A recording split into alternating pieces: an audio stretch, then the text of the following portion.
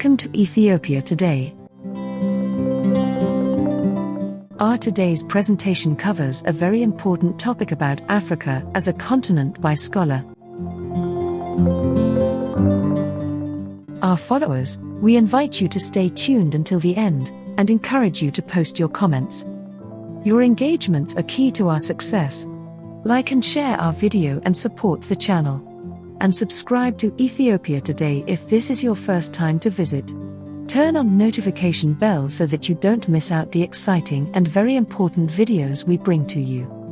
Let's get into the presentation. Nigerian historian and thinker Tyre Inflator speaks to Oloyinka Oigbile. Nigerian intellectual and historian Tyre Inflator's latest book is called Decolonizing African Studies, Knowledge Production, Agency, and Voice. It sets out to respond to the urgent need to eliminate the vestiges of colonialism, the domination of foreign powers, in the academy and in research methodologies where African perspectives continue to be marginalized or excluded, creating the problem of misrepresentation of the continent. The book also critiques the limitations to and failures of decoloniality so far. It closes with a discussion of African futurism. In this interview, Inflator talks about some key battlegrounds for the decolonization of knowledge production. Oloyinka Oigbile. How do you or other African intellectuals hope to replace the hegemony of Western knowledge systems imposed on Africa in a one-sided world? Tyre Inflator. I think we can both agree that the side of the narrative preferred by the Western world is not that which entirely favors the best interest of Africa. Though the colonial masters have been gone for decades, they left behind intellectual legacies that are not so obvious to many of us in Africa. Such legacies include those that reflect in knowledge and how we acquire it, legacies that permeate the operations of our institutions and have an effect on the means of development of our continent. These are the legacies we are making positive efforts to remove through decolonization. My book is one of the materials that help set things straight about decolonization. I know there are many materials out there, and there are many more that will come from scholars across Africa who understand the patriotic assignment of decolonizing knowledge production. But this does not stop here. There is also sensitization going on across Africa. Seminars and think tank assemblies are being held to develop strategies for fastening the grip on decolonization in Africa. An important mission is to integrate indigenous systems into the formal Western education style. What is ours? Our languages, ideas, crafts, stories, including festivals, ceremonies, useful knowledge from elders, and many more, and we must put what we have learned into practice as we play, interact with one another, and build purposeful communities. Oloyinka Oigbile. How do you redress the problem of the misrepresentation of how the history of the continent has been told? Tyre Inflator. If you tell a story or the history of a people from a wrong perspective for too long, people will come to accept it, regardless of how untrue it is, while disregarding the other perspective or even believing that there cannot be any other perspective than the one they have been told.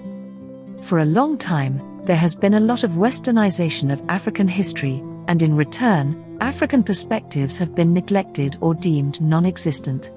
It was not until after the Second World War that African writers began to decolonize African history.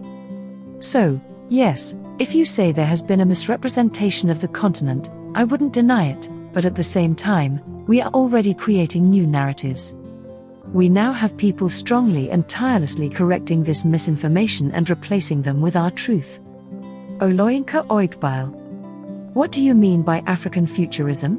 Afrofuturism is a movement in art, literature, etc. featuring futuristic or science fiction themes that incorporate elements of Black history and culture. Tyre Inflator. African futurism is the latest stage of decolonization. It is a movement of the creative world that emphasizes the relevance of Blackness, one that displays the energies of our youth to merge technology with performance, to reimagine Pan-Africanism in their own way. It borrows and integrates ideas and practices from various parts of the world and is receptive and adaptive to changes, innovations, enlightenment, reasoning, and many other legacies and concepts in Africa's best interest. Oloyinka Oigbile.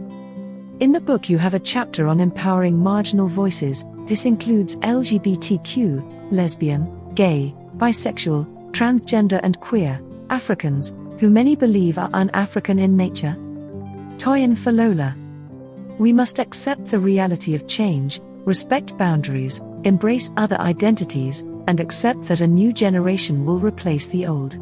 LGBTQ people should be considered a sexual orientation and human rights issue, and we need to acknowledge that they are Africans like you and me. We must treat all Africans with respect. I believe that the obstacle is that the tool needed to advance Africa into a pro-LGBTQ continent is still within the control of the older generation. But I believe that change is constant and that when this change happens, and a new generation of Africans emerges to take positions of power, the animosity towards LGBTQ will be reduced, and there will be tolerance and the political will to implement a pro-LGBTQ agenda in Africa. Oloyinka Oigbile. You write about using language as a form of decolonization as well as decolonizing African literature. Toyin Falola.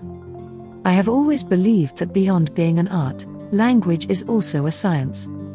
It is a tool of transformation, and as far as decolonization is concerned, language is a necessary tool. I do not think literature is worth anything without language, and the language in which it is told goes a long way to convey different things that can alter the perspective of a people or transform it. Of course, African literature needs to be decolonized. Many aspects of African literature cannot be adequately conveyed if you take it away from the African context. Meanwhile, leaving it in the African context means using the African language to properly communicate it. So, yes, language has a huge place in African literature, and we need to do a better job of harnessing it. Language is more than literature, it is an entry to socialization and education, to people's well-being, and to the advancement of cultures and civilizations. African languages are an integral part of our march of progress. Oloyinka Oigbile. What is the relevance of African history to the world or vice versa? Toyin Falola. We need to understand that the history of any people, no matter how small a group, is relevant to them and the world, even at a time of globalization. Every one of us must be able to distinctly identify ourselves and our histories while being active partakers of the global village. African history is highly important to the world, and not just the history as told from outsiders' perspective, but as told by Africans. Africans have made significant contributions to the growth of civilization, from the very early humans to the advancement in technologies and the development of capitalism. Oloyinka Oigbile. Although it has been reintroduced, history was phased out of Nigeria's school curriculum or relegated at some point. What does this portend? Toyin Falola. It is a bad idea to ignore the teaching of history because a river that forgets its source will surely dry up.